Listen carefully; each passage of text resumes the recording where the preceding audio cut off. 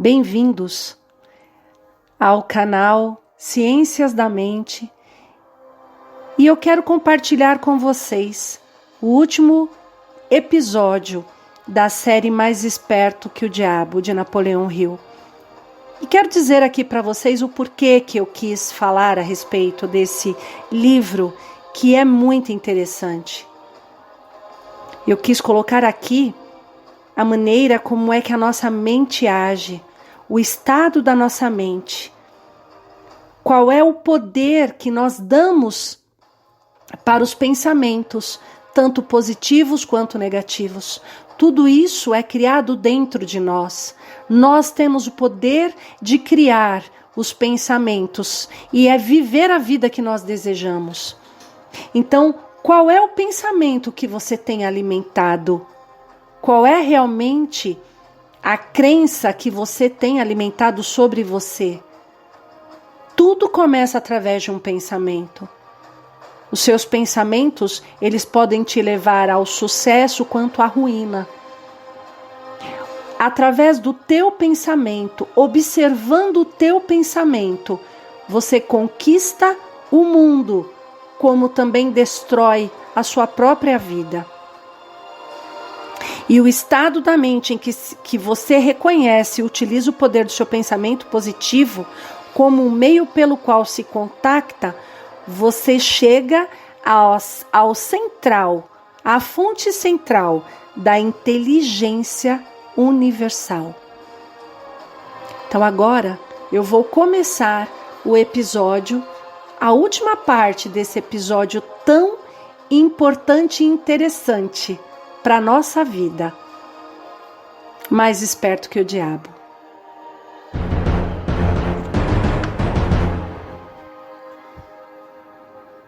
Pergunta de Napoleão Hill ao diabo: a que tipo de preparação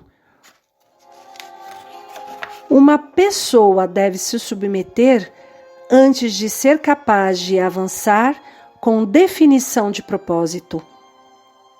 Resposta: a pessoa deve ter domínio sobre si mesma. Esse é o segundo dos 7 princípios. A pessoa que não domina a si mesma jamais poderá ser líder de outras pessoas. A falta de autodomínio é por si só a forma mais destrutível de indefinição. O fracasso em algum momento é um benefício para o homem? Sim. Na verdade, aprender com a adversidade é o terceiro dos 7 princípios. Mas poucas pessoas sabem que cada adversidade traz consigo a semente de uma vantagem equivalente. Menos pessoas ainda sabem a diferença entre derrota temporária e fracasso. Se esse conceito fosse conhecido e fosse conhecimento geral, eu seria privado de uma das minhas armas mais poderosas que eu uso para controlar os seres humanos. Uma pessoa não fracassa intencionalmente pensando deliberadamente em falhar, diz Napoleão Hill. Ninguém estimula a derrota temporária. Essas são circunstâncias sobre as quais o indivíduo não tem qualquer tipo de controle. Como então pode-se dizer que a natureza não tira a liberdade de pensamento quando, na verdade, o fracasso destrói a ambição? A força de vontade e a autoconfiança essencial para se fazer um novo começo? E a resposta é: o fracasso é uma circunstância feita pelo homem. O fracasso nunca é real, até que seja aceito pelo homem como algo permanente. Colocando-se de outra forma, o fracasso é um estado de espírito. Por isso, é algo que um indivíduo pode controlar até o momento em que ele se nega a exercitar esse privilégio. A natureza não força as pessoas a fracassarem, mas a natureza impõe a lei do ritmo hipnótico sobre todas as mentes e, por meio dessa lei, ela mantém permanentemente todos os pensamentos que dominam suas mentes. Em outras palavras, pensamentos de fracasso são tomados pela lei e feitos permanentes, se o indivíduo aceita tais circunstâncias como sendo um fracasso permanente. Essa mesma lei, de forma inexorável, também assume e faz com que se tornem permanentes os pensamentos de sucesso. Então, em outras palavras, o fracasso é sempre uma bênção quando ele força a pessoa a adquirir conhecimento ou para construir hábitos que levam à realização dos maiores objetivos da vida de uma pessoa. É isso que você está dizendo? Sim, e algo mais. O fracasso é uma bênção quando ele força a pessoa a depender menos das forças materiais e mais das forças espirituais. Muitos seres humanos descobrem os seus outros eus, as forças que operam pelo poder do pensamento, somente após alguma catástrofe que os priva do livre e total uso dos seus corpos físicos. Quando um homem não consegue mais usar as suas mãos e os seus pés, ele geralmente começa a usar o seu cérebro. Assim, coloca-se no caminho de descobrir o poder da sua mente. Quais benefícios são obtidos a partir da perda das coisas materiais? Como dinheiro, por exemplo. A perda de coisas materiais pode ensinar muitas lições necessárias, contudo, nenhuma tão grande quanto a de não ter controle sobre nada e de não ter certeza do uso permanente de qualquer coisa, exceto o poder do seu pensamento. Napoleão Hill então diz: fico imaginando se esse não é o maior benefício disponível que se pode aprender na adversidade. O diabo responde: não, não é. O maior de todos os benefícios potenciais de qualquer circunstância que leve uma pessoa a fazer um novo começo é fornecer uma oportunidade para quebrar o equilíbrio do ritmo hipnótico e acabar desenvolvendo um novo parâmetro com novos hábitos de pensamento. Novos hábitos oferecem a única saída para a pessoa que fracassa. A maior parte das pessoas que escapam do funcionamento negativo para o positivo da lei do ritmo hipnótico o faz somente devido a alguma forma de adversidade que as força a mudar os seus hábitos de pensamento. Bom, pessoal, parando aqui um pouco apenas para fazer uma reflexão sobre essas frases. Sabemos então agora que o nosso pensamento nos conduz tanto ao fracasso quanto ao sucesso. Vamos começar a observar o que é que nós estamos alimentando. Qual é o tipo de pensamento que nós alimentamos? O que é então que nós podemos a partir de agora mudar? Ele também diz a respeito do dinheiro, que a pessoa, quando ela perde o dinheiro, os bens materiais, na verdade, não é tão grande quanto ela perder a noção da força do pensamento que ela tem. Porque a partir do momento em que ela tem adquire o poder do pensamento, reconhece que através do pensamento ela consegue tudo, o que ela perdeu fica para trás. Porque é a partir deste momento em que ela começa a adquirir mais, muito mais, além de riqueza, vem a sabedoria, vem a autodisciplina, vem o autodomínio e vem tudo que um ser humano pode ter para ser bem-sucedido. Voltando aqui, há mais algumas questões em que houve aqui a conversa com o diabo.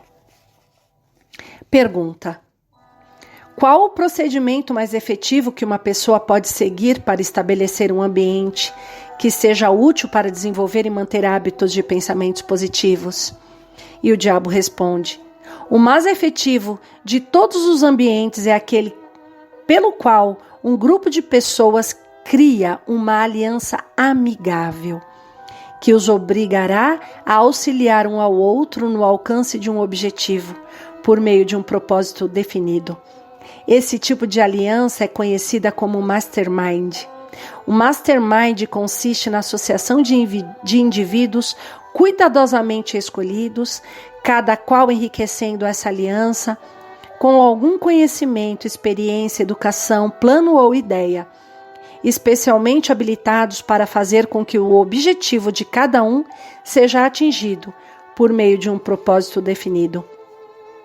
Os líderes mais bem-sucedidos em todos os momentos da vida buscam o auxílio desse tipo de influência do meio, feita especialmente para servi-los. Realizações fantásticas são impossíveis sem a cooperação amigável de outros. Para colocar a verdade de outra forma, pessoas bem-sucedidas devem controlar o seu ambiente, garantindo assim manter total controle contra a influência das forças negativas do meio. Por tudo que você está dizendo, uma pessoa é forçada a concluir que as forças do conhecimento são chocantemente limitadas? As fontes desenvolvidas de conhecimento são limitadas. Todo o cérebro de um adulto normal é um portal em potencial para todo o conhecimento que existe através do universo ou dos universos. Todo o cérebro de um adulto normal tem dentro do seu mecanismo a possibilidade de se comunicar diretamente com a inteligência infinita, a fonte de onde provém todo o conhecimento que existiu, existe e existirá. E aqui, pessoal, eu falo para você que a união de mentes, de pessoas sábias, falando por um propósito único, faz com que a inteligência infinita se desenvolva de maneira potencialmente milagrosa e grandiosa. E outra questão que Napoleão Hill aqui pergunta para o diabo: agora me fale sobre o último dos 7 princípios. E o diabo responde: o último princípio é a cautela. Próximo ao hábito de alienar-se, a característica humana mais perigosa é a falta de cautela. Uma pessoa que tem falta de cautela convida ao fracasso em cada passo que ele dá ao negligenciar o exercício da cautela para observar o que faz com que as pessoas fracassem. Ele convida ao medo em todas as suas formas, pela falta de cautela em examinar as causas do medo. Ele fracassa no casamento porque ele negligencia quanto a usar a cautela na escolha da sua parceira, e ele usa ainda menos cautela nos seus métodos de relacionar-se com ela após o casamento. Então quer dizer que a cautela está faltando para todas as pessoas? E o diabo responde: não, somente para aquelas pessoas que adquiriram o hábito da alienação. O não alienado sempre age com cautela. Ele cuidadosamente pensa em todos os passos dos seus planos antes de começá-los. Ele abre precedentes para as fragilidades humanas dos seus associados e planeja antecipadamente como resolvê-los. Se ele enviar um mensageiro em uma missão importante, ele manda alguma outra pessoa para ter certeza de que o mensageiro cumpriu a sua missão.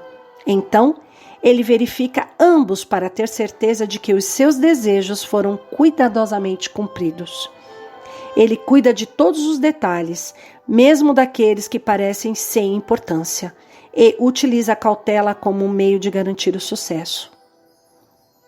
E Napoleão Hill então pergunta: qual a forma mais vantajosa de se utilizar a cautela? E o diabo responde: na seleção dos associados e nos métodos de relacionar-se com estes, abrindo